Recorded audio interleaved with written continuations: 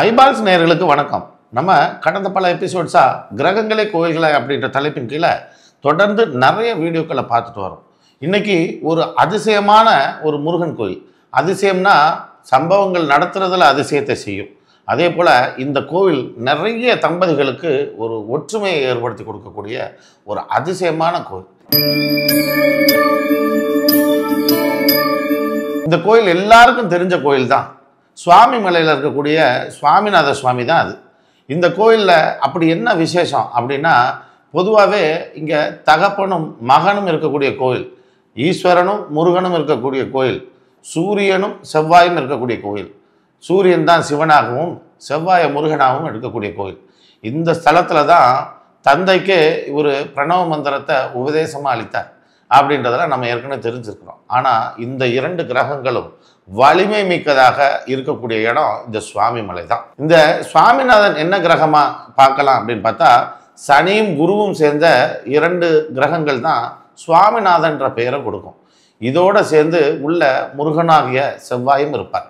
இது ஒரு பக்கம் இருந்தால் கூட இந்த இடத்துல தகப்பனும் மகனும்ன்ற அடிப்படையில் சூரியனும் செவ்வாயும் வலுவாக இருக்கக்கூடிய யாராக இருந்தாலும் இந்த கோவில் மிக முக்கியமான நிறைய நல்ல பலன்களை தரும். இப்போது எனக்கு தெரிஞ்ச ஒரு கிளையண்ட்டு அவங்க ஒரு பெரிய வினோதமான ஒரு பிரச்சனையை எடுத்துகிட்டு வந்து என்கிட்ட சொன்னாங்க. என்னென்னா, கணவன் மனைவிக்குள்ள ஒரே வீட்டில் இருக்கிறாங்களே தவிர அவங்களுக்குள்ள அந்யோன்யம்ன்றது இல்லை. இன்னும் சொல்லப்போனால் அவங்களுக்குள்ள தாம்பத்தியம் அப்படின்ற விஷயங்களும் முழுசாக அடிபட்டு போயிடுச்சு. இப்போ அவங்க இருக்கிறாங்க, ஆனால் ஒற்றுமையாக இருக்கிறாங்க. மற்ற விஷயங்கள்லாம் ஒற்றுமையாக இருக்கிறாங்க. வெளியே போகிறாங்க, வர்றாங்க, சொந்தக்காரங்க வீட்டுக்கு போகிறாங்க, கல்யாணத்துக்கு போகிறாங்க, அதிலெல்லாம் நல்லா இருக்கிறாங்க. ஆனால் இவங்களுக்கு இந்த தாம்பத்தியம்ன்ற விஷயம் முழுமையாக அடிபட்டு போச்சு. இதை பற்றி அவங்க கவலையும் படலை. இத்தனை வருஷமாக ஆகிப்போச்சு, அவங்க அதை பற்றி கவலையும் படலை. உறவுக்காரங்கள்லாம் குழந்தை இல்லை அப்படின்ற பேச்சுக்கு வரும் பொழுது தான் அதற்கு பதில் சொல்கிறதும் ரொம்ப அசால்ட்டாக சொல்லிக்கிட்டு தான் காலத்தை ஓட்டிகிட்டு வந்திருக்கிறாங்க. ஒரு கட்டத்துக்கு மேலே அதை அவங்களுடைய ப்ரெஷர் தாங்க முடியல. பெற்றோர்களே இவங்களை ரொம்ப அழுத்தம் கொடுக்க ஆரம்பிச்சிட்டாங்க. இப்படியான சூழ்நிலை. இப்போது இவங்க தாய் தகப்பன் இந்த ஜாதகத்தை எடுத்துகிட்டு என்கிட்ட வராங்க. இந்த ஜாதகத்தை கொண்டு வந்து கொடுத்துட்டு இவங்க ரெண்டு பேருக்கும் குழந்தை இல்லை அப்படின்னு சொல்கிறாங்க. இப்போது இந்த ஜாதகத்தை பார்க்கும் பொழுது எனக்கு சில சந்தேகமாக இருக்குது.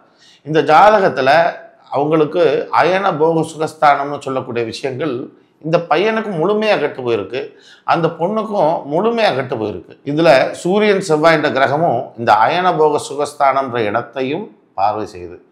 அப்போது இது துண்டிக்க வல்லது, அந்த இடத்தை ஒன்றும் இல்லாமல் செய்ய வல்லது.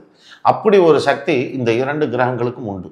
ஏற்கனவே சூரியனும் செவ்வாயும் எவ்வளோ வலுமிக்க கிரகங்கள்னு நான் ஏற்கனவே சில வீடியோக்களில் சொல்லியிருந்தாலும், இந்த இடத்துல இவங்க கணவன் மனைவிக்குள்ள அந்யோன்யத்தை கொடுக்கறதுக்கு இது எப்படி வேலை செய்யும்? இந்த சூரியனும் செவ்வாயும் பொதுவாக ரொம்ப உஷ்ணமான ஒரு வாக்குவாதத்தை உண்டு பண்ணும். கணவன் மனைவிக்குள்ள வாக்குவாதத்தை உண்டு பண்ணும். இவங்க நிறைய சூசைடல் தாட்ஸ் கொண்டு வந்துடுவாங்க, அல்லது அவங்கள மிரட்டுவாங்க, கணவர் மனைவியை மிரட்டுவாங்க. இப்படி ஒவ்வொருத்தரும் தன்னை மிரட்டிக்கிட்டு தன்னுடைய வாழ்க்கையை நாசமாக்குறதுக்கு முயற்சி செய்வாங்க. இதுக்கெல்லாம் காரணமாக பல கிரகங்கள் இருந்தாலும் இந்த சூரியனும் செவ்வாயும் ரொம்ப முக்கியமான அதில் ஒரு கிரகமாக மாறுது.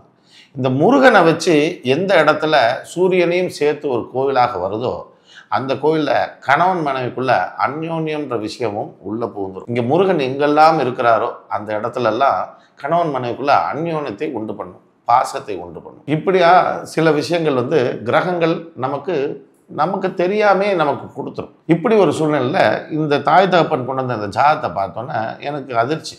இது இவங்கள்ட்ட எப்படி கேட்குறது? இதை கேட்டாலும் அவங்களுக்கு அதுக்கு விடை தெரியுமா அப்படின்றது நான் மெதுவாக அவங்கள்ட்ட சொன்னேன். இவங்களுக்குள்ள தாம்பத்தியம் சரியாக இருக்குதா அப்படின்னு கேட்கும் பொழுது அவங்க அதெல்லாம் சரியாக தான் இருக்குது சாமி, அதெல்லாம் எதுவும் அவங்க தப்பு சொல்லலையே அப்படின்னாங்க. ஜாதகத்தை பார்த்தேன், அது ஒரு தடையாக தான் இருக்குதே தவிர அது குறைபாடாக இல்லை. அப்போது அவங்கக்கிட்ட பேசினா தான் இதுக்கு ஒரு தீர்வு எட்ட முடியுன்றது தெரிஞ்சு இப்போது அவங்க ரெண்டு பேரையும் அழைச்சிட்டு உங்களால் வர முடிஞ்சால் வாங்க அப்படின்னேன். அவங்க கண்டிப்பாக பண்ணுறேன்னு சொல்லிட்டு அடுத்த வெகு சீக்கிரமே அங்கே பிள்ளைகளை அழைச்சிட்டு வந்துட்டாங்க. அவங்க ரெண்டு பேரையும் உட்கார வைக்கிறேன். அவங்க ரெண்டு பேரும் உட்காந்து பார்த்தா அவங்க ரொம்ப கேஷுவலாக இருக்காங்க. நீ எதாவது சொல்லு, நான் கேட்டுட்டு நான் கிளம்புறேன்ற மாதிரி இருக்கிறாங்க. அப்போ அவங்க ஜாதகத்தில் மெதுவாக சொல்கிறேன், இது போல் உங்களுடைய தாம்பத்தியம் பாதிக்கப்பட்ட மாதிரி இதில் காட்டுது, உங்களுக்குள்ளே ஏதாவது குறைபாடு இருக்குதா அப்படின்னு சொல்லி கேட்டப்ப அப்போ ரெண்டு பேரும் சடனாக திரும்பி ஒருத்தர் முகத்தை ஒருத்தர் பார்த்துக்கிட்டாங்க. பார்த்துக்கிட்டு அவர் கொஞ்சம் சீரியஸ் ஆக ஆரம்பிச்சிட்டாரு. அந்த பெண் வந்து அதையும் சமாளித்த மாதிரியே தான் அவங்க உட்காந்துருந்தாங்க. அப்போ நான் திரும்ப, சார் இதுக்கு பதில் தெரிஞ்சால் நம்ம அடுத்து இதை பார்க்கலாம் சார் அப்படின்னோடனே, அப்பயும் சற்று இறுக்கமாக தான் இருந்தாங்க. இது சார்ந்து இன்னொரு கேள்வியும் கேட்டேன். உங்களுக்கு தலையில் வந்து சுருக்கு சுருக்குன்னு குத்துதா சார், ஏதோ யாரோ சம்பட்டி வச்சு அடிக்கிற மாதிரியான ஒரு இது கேட்குதா சார் அப்படின்னு கேட்டால், அப்போ அவர் வந்து அவர் வழிக்கு வந்துட்டார். ஏன்னா அது நீண்ட காலமாக வைத்தியம் பார்த்துட்டு இருக்கிறார். அவருக்கு தலையில் வந்து ஏதோ சம்பட்டி வச்சு அடிக்கிற மாதிரியான ஒரு சத்தன்றதை விட தலைவலி வந்ததுன்னா 2-3 நாள் அவர் ஆஃபீஸ்க்கு லீவ் போட்டு வீட்டில் இருக்கிற மாதிரியான சூழ்நிலையில் இருப்பாராம். இவர் அது சொன்ன உடனே, சார் ஆமாம் சார், அது போல் ஒரு பிரச்சனை எனக்கு இருக்குது அப்படின்னோடனே, அதற்கு காரணம் இந்த 2 கிரகம் தான் அப்படின்றத சொல்லி, இப்போ உங்களுக்கு தலைவலி போகணும் அப்படின்னா அதற்கும் இந்த கிரகத்திற்கும் தொடர்பு உண்டு. இப்போ உங்கள் கணவன் மனைவி தாம்பத்தியத்தை பற்றி கொஞ்சம் சொல்ல முடியுமா சார், தப்பாக எடுத்துக்கலான்னு கேட்கவும், அவர் அப்போ தான் சொல்கிறார், ரொம்ப சாதாரணமாக சொல்கிறார். எனக்கு ஆச்சரியமாக இருந்தது. சார் எங்களுக்கு 5-6 வருஷமாகவே எங்களுக்கு அதில் வந்து நாட்டம் இல்லை. இப்போ தான் பேரண்ட்ஸ் எல்லாம் வந்து குழந்தைகளை பற்றி கேட்குறாங்களே தவிர எங்களுக்கு அது முக்கியம் இல்லை அப்படிங்கிறாங்க. முக்கியம் இல்லை, ஆனால் இது எதையாவது நோக்கி வாழ்க்கை போகணும் இல்லையா, அவங்களுடைய ஆசைகளையாவது நிறைவேற்றுறதுக்கு ஒரு இது வேணும் இல்லையா. சரி, இந்த தலைவலிக்கும் இந்த குழந்தைக்கும் உங்கள் ஜாதகத்தில் தொடர்பு உண்டு. உங்களுக்கு தலைவலி போகணும்னா நான் சொல்கிறேன், இந்த கோயிலில் போய் சும்மா சாமியை தரிசனம் பண்ணிவிட்டு உட்கார்ந்து இருந்துட்டு வந்தீங்கன்னா போதுமானது. உங்களுக்கு அந்த தலைவலி குணமாகும் அப்படின்றத அவருக்கு தெரியப்படுத்துகிறேன். அவர் குழந்தைக்காக சொல்கிறாரோ இல்லையோ, உடனடியாக அவர் என்ன சொன்னார், சார் நான் பண்ணுறேன் சார், நான் போகிறேன் சார், தலைவலி தாங்க முடியல சார். ஆனால் அந்த மனைவியும் அதுக்கப்புறம் அவங்க வந்துட்டாங்க.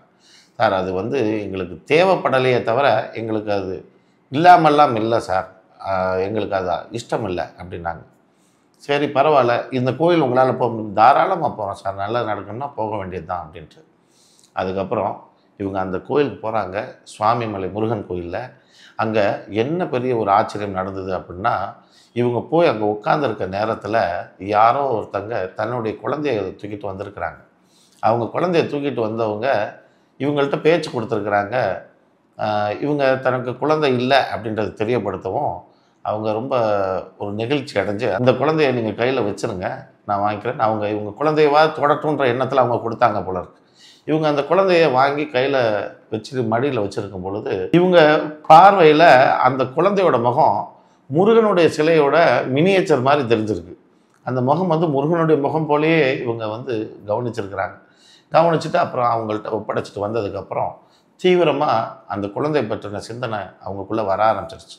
அதுக்கப்புறம் இந்த கணவன் மனைவி மட்டும் தேடி வந்தாங்க. இந்த சம்பவத்தை சொன்னாங்க. சார் இது போல் நடந்தது சார், உண்மையாகவே எனக்கு ரொம்ப ஆச்சரியமாக இருந்தது சார், முருகன் போலேயே தெரிஞ்சது சார் அந்த குழந்தையோட முகம் எனக்கு அப்படின்னு சொல்லி சொன்னாங்க. அப்போது அந்த முருகனுடைய ஆசி உங்களுக்கு பரிபூர்ணமாக கிடச்சிருச்சு அப்படின்றத நீங்கள் தெரிஞ்சுக்கோங்க. இந்த சூரியனும் செவ்வாயும் உங்களுடைய ஜாதகத்தில் 12ஆம் இட பார்வை செய்கிறது மட்டும் இல்லை, ஒருத்தருக்கு பார்க்குது, ஒருத்தருக்கு அங்கேயே இருக்குது. அந்த இடத்தை துண்டிக்க வல்லது மட்டும் இல்லை, இது குழந்தையை உங்களுக்கு தர்றதுக்கு உண்டான விஷயத்தையும் அதே கோயில் உங்களுக்கு செய்யும். ஒரே பரிகாரம் தான், ஆனால் 2 மாங்காய் அவங்களுக்கு கிடச்சிரும் ஒரே கல்லில் அப்படின்னு சொல்லி, அதுக்கப்புறம் அவங்க தொடர்ந்து நாங்கள் அந்த கோயிலுக்கு போகலாமான்னு கேட்டாங்க. தாராளமாக போனால், அது உங்களுக்குரிய கோயில்னு சொல்லவும் ரொம்ப சந்தோஷமாக இங்கேருந்து கிளம்பி போனாங்க. இது ஒரு பெரிய பிரச்சனையை ரொம்ப சுலபமாக தீர்த்து வச்சது இந்த ஜாதகமும் அந்த இறைவனும். அந்த இறைவனுக்கு உண்டான சக்தி இந்த கிரகங்களாக நம் கண்ணுக்கு தெரியும். இந்த கிரகத்துடைய குறைபாடு தான் இந்த ஜாதகத்தில் இருக்குன்ற தெரிஞ்சு அந்த கோவிலுக்கு அவங்கள அனுப்பும்போது அப்படியே அருமையாக அதற்குண்டான ரிசல்ட் கிடைக்கும்ன்றது தான் நிஜம். இதுபோல் நிறைய கோவில்கள் இருக்குது, நிறைய அதிசயமான சம்பவங்கள் இருக்குது, ஆச்சரியமான கோவில்கள் எல்லாம் உண்டு. இதையெல்லாம் அடுத்தடுத்த நிகழ்ச்சியில் ஒவ்வொன்றா பார்ப்போம். அது வரைக்கும் நன்றி, வணக்கம்.